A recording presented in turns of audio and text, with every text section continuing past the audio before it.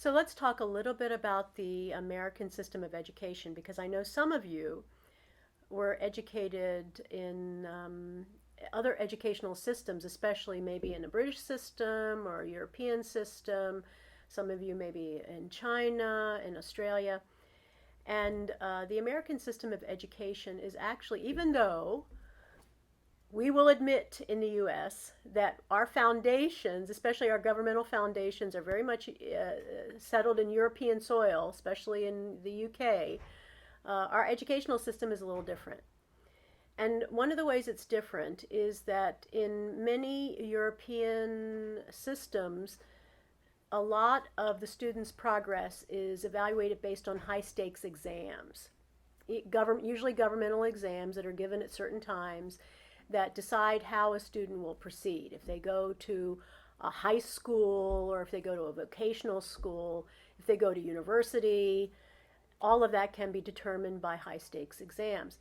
It doesn't mean that in the American system we don't have important exams that play a part in determining student progress.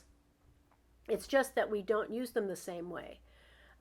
In European system, those exams tend to be used as the primary way of saying what a student is eligible to do. American system really looks more closely at what happens every school year. Not just through the organization of curriculum, which is true in European systems too, but in the way in which we assess student progress. And we look very much at what students do, really almost on a daily basis, certainly on a weekly basis, in each individual class that they take. So it's why courses are designed to teach every level. At the elementary level, for example, students take English language arts, reading, they take social studies, they take science, they take mathematics, they take character building or morality courses. And then each one of these courses is designed with a number of assignments, and those assignments, students' performance is evaluated, and then those assignments are used to evaluate student performance, and students get grades. At the end of each term, students will get term grades, and then those term grades are used at the end of a school year to determine whether a student should progress to the next grade. And that's true actually all the way through, because the U.S. is a 12-year system, 13 if you count preschool or kindergarten, but a 12-year system for sure. Every state is at least a 12-year system.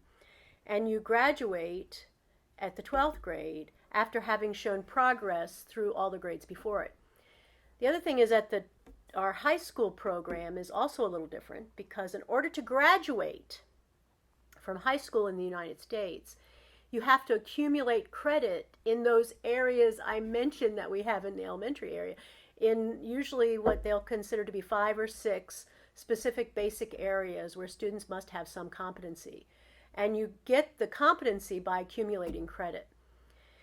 So at the end of high school, students will graduate based on the number of credits or units that they have to graduate. And your students will be facing that because that's what GIA is based on. It's based on the American standard. So there is no real equivalent to a high stake exam like there would be in the UK. It doesn't mean we don't use exams, as you will know, because there are many exams in the GIA program. But it is as important for us how students do on their daily, weekly unit work as it is on how they'll perform on a high stakes test. We really believe in the U.S. on working with students in incremental stages, that we can foster their development better by doing that. And that's one of the big ways in which the American system is different. That pattern follows even to university. So if a student comes to university in the US, they will meet the same practices of having individual courses count toward credit that will then accumulate in order to make it possible for them to graduate.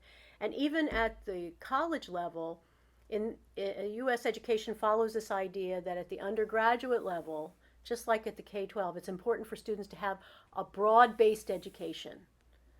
to actually accumulate enough credits across disciplines. So you're not just studying one thing. You're actually studying a number of things in order to be a well-rounded citizen, so to speak.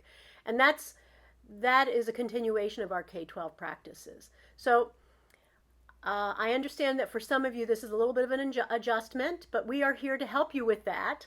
And we will provide any assistance that you need to we need to provide if you have questions. But that just gives you a little introduction to what an American education system is based on.